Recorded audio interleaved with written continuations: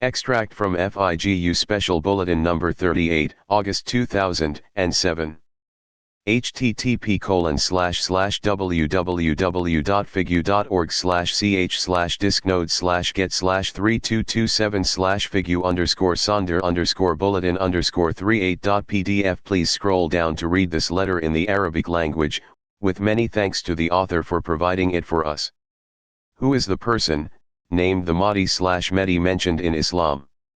www.figu.org/ch/book/export/html/1733. The term Mahdi is a title meaning the guided/directed one, but is also a common name in the Arabic world. This title has been used in many of Prophet Muhammad's sayings, hadith, referring to a messianic figure within Islam who will bring peace, justice, and honesty, etc. Like many ideas and theories in Islam, there are usually differences or at least slight differences that exist between the various sects. However, the majority of Muslims, the Sunni, agree on the level that there is a person who will be appearing on earth before the end of days to bring a positive change. Although in the sayings of the Prophet, these changes are mostly related to positive changes in the Islam's points of view. On the other hand, the Shia have a different view.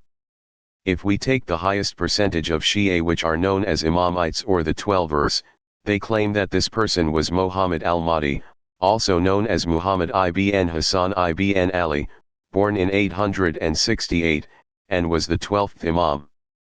But the focus of this article will be on the Sunnis' view of this person.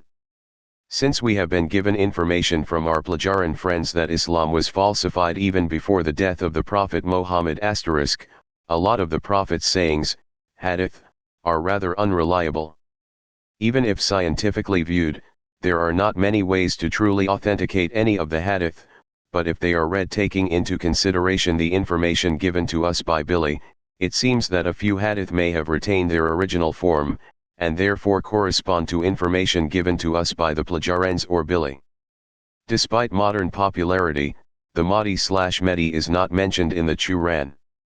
Therefore, in most articles and books where this person is mentioned or dealt with, only the hadith are mentioned as a reference, which is also the case with this article.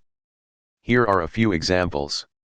Ahmad ibn Hanbal is quoted as saying, "The Prophet Muhammad said, Allah will bring out from concealment al-Mahdi from my lineage, and just before the day of judgment, even if only one day were to remain in the life of the world, and he will spread on this earth justice and equity and will eradicate tyranny and oppression."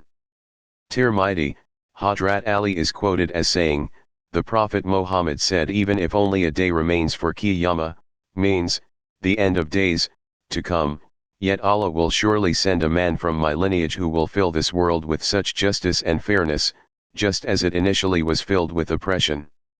Abu Dawood, Tirmidhi, Hadrat Abdullah bin Masud is quoted as saying, "The Prophet Muhammad said, this world will not come to an end until one man, referring to Mahdi, from my progeny does not rule over the Arabs, and his name will be the same as my name." Although some people have claimed that there are clear signs of his coming mentioned in various other hadith, a closer examination of the prophecies/predictions shows that they are not really accurate, since a lot of the dates do not exactly correspond to the occurrences of the events, or the prophecies/predictions were so general that it could have been an easy guess that something like that would happen in the future. Therefore, it is not worthwhile including them in this article. Among the Islamic scholars there is much debate as to whether this person does exist or will actually ever exist, since the hadith might not be authentic, and might not correspond to the inspired divine words of the Prophet Muhammad. As with Christianity and the resurrection of Jesus, Islam sees the Mahdi/Mehdi in a similar way, not as the resurrection of the Prophet Muhammad, but as a messianic figure that will bring the people back to the light of Islam, and so on and so forth. There have been a few people in the past who have claimed to be the Mahdi/Mehdi, as is the case with Christians where a lot of people claim to be Jesus. And now a short reminder of the early travels of Billy. In 1967, Billy and his now ex-wife, Calliope, continued their travels towards the Far East, namely to Karachi, West Pakistan. During their stay they were both taught about Islam. Billy's reason to study Islam was because of his task to get to know the world religions and to learn them thoroughly. When somebody converts to Islam, he/she is usually given an Arabic name, if he/she doesn't already have one, and so Billy was given the Muslim name Mohammed Abdullah and Calliope, his ex-wife, the name Aisha Abdullah. As we have seen in the original teachings of J. Manuel in the TJ, the Prophet of the New Time is mentioned. Did the Prophet Muhammad also mention this, the Prophet of the New Time, in his teachings?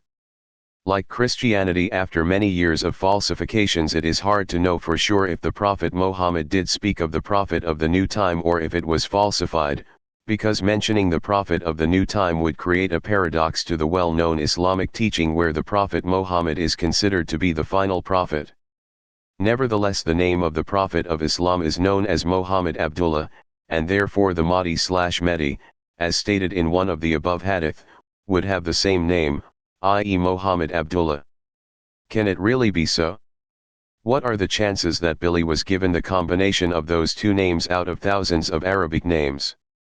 On one hand, we can imagine that the reason is that such a thing could have been set in motion a long time ago, and is a result of a direction taken in the distant past whereby the Prophet of the New Time would carry this name as well, because in most cases this person would not have survived in Islam's writings for so long if the name was not an Arabic one. On the other hand, one can also claim that it was all a lie and that Billy gave himself this name knowing what it might cause. As the person that gave him this name has not been interviewed and nobody has claimed to have given him this name, it cannot be verified for sure. As proof of the genuineness of Billy's statements, see the photocopy of the corresponding certificate of June 26, 1967 / Karachi, West Pakistan, which is included in the German version of this article. What can be done, is to try to analyze Billy's position and what could have prompted him to fabricate such a lie. Billy has never intentionally lied about anything. He might have told incorrect things in the past, but that was a result of being misinformed and was therefore not an intentional lie, but after all these years no one has proved nor has it been documented anywhere that he had deliberately lied to deceive or cheat someone. And a very important point is that he has never claimed to be a prophet, but people around Billy have recognized him as a wise teacher, dedicating his whole life to teaching us human beings, and never asking for anything in return. He has never shown any signs of wanting to promote himself over anyone, and from my personal experience he is one of the humblest and kindest persons I have ever met. Please note that the views expressed in this article are neither of Billy nor that of FIGU. I take full responsibility for all the information written down in this article, and hope that it might give more light towards the case from a different perspective. And as a final note, since this is my first article, I would like to thank the Creation and the Plagiarians for helping our development through Billy, and thank you Billy for not giving up on us. Since I was very young when I first heard about the Mahdi/Mehdi, I could only dream about the day when I could meet this person and hear what he has to say, because I knew already then that there was something wrong which needed some clarifications.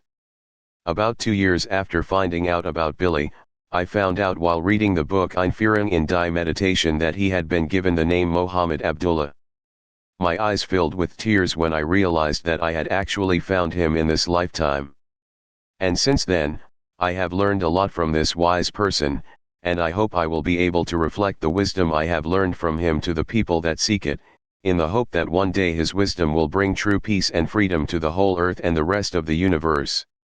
Salome, H. al-Bakr, Iraq * birth, February 19, 571, 10:58 a.m. Death, June 8, 632 in Medina. P.S. The author speaks German, English and Arabic. The original 1967 certificate naming Eduard Albert Meier Mohammed Abdullah. The Turkish translation is at the bottom of that certificate. 868. / 1967.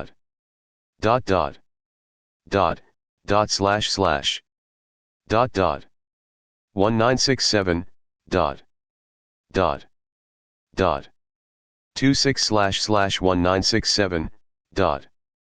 FIGU. Einführung in die Meditation. 105857119/:*6328/:. Suggested reading: Mohammed's teachings were also falsified. www.gayaguys.net/Meier.Mohammed.05.htm The Talmud Manual so-called Gospel of Judas irrelevant in light of the Talmud Manual. Also from this FIGU Special Bulletin number 38, Billy describes the neurophysiological basis for, and psychological elements of, fine matter perception by the sixth and seventh senses. Back to www.gayaguys.net/Meier.htm Back to www.gayaguys.net/nakodemayan.htm Back to homepage.